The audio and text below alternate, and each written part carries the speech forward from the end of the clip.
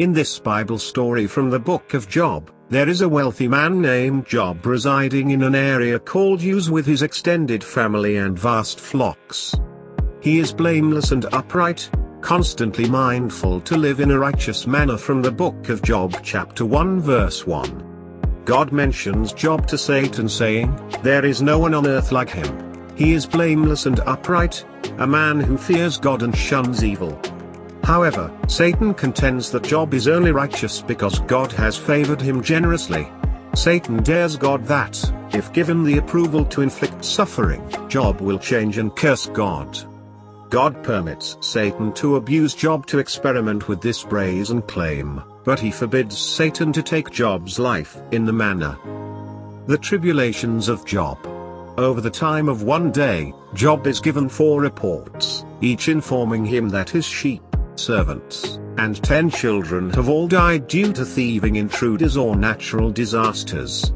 Job rips his clothes and shaves his head in sorrow, yet he still praises God in his prayers.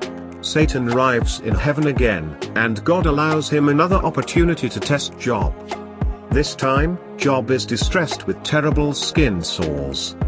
His wife urges him to denounce God and to give up and die, but Job protests, trying to endure his inflictions. 3 of Job's companions, Eliphaz, Bildad, and Zophar, arrive to comfort him, sitting with Job in silence for 7 days out of reverence for his grieving. On the 7th day, Job talks, starting a discussion in which each of the 4 men shares his reflections on Job's troubles in poetic descriptions. Job damns the day he was born, relating life and death to light and darkness.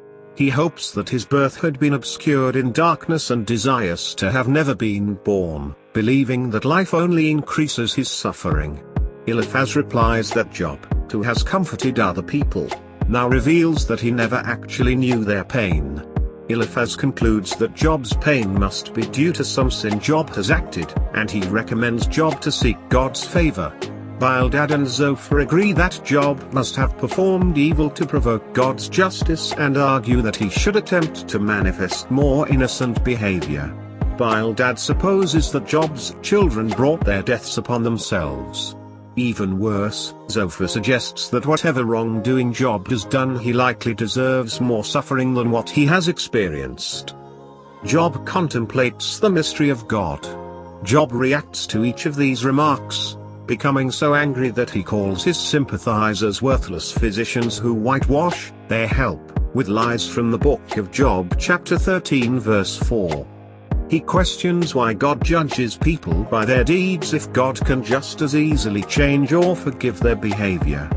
It is confusing to Job how a human can truly satisfy God's justice, as his ways are mysterious and exceed human comprehension. Furthermore, humans cannot possibly convince God with their words. God cannot be fooled, and Job confesses that he does not even know himself well enough to adequately defend his case to God. Job desires for someone who can mediate between himself and God, or be sent to Sheol, the dark space of the dead.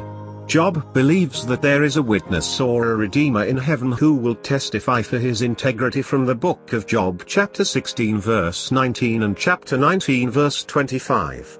The suffering shows too much for Job, and he turns bitter, anxious, and scared. He deplores the injustice that God lets evil people thrive while he and many other honest people suffer. Job wants to face God and protest, but cannot physically find God.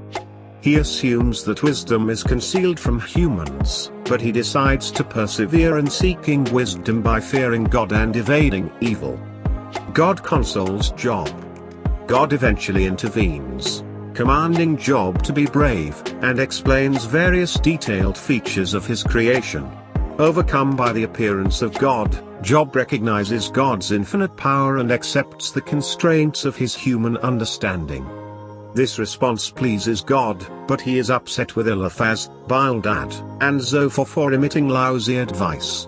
Job reconciles on their behalf, and God forgives them. God then restores Job's health, granting him twice as much property as before, new children, and a remarkably long life. In the end, Job never completely gave up help or faith in God as an inspiration to everyone enduring suffering of their own.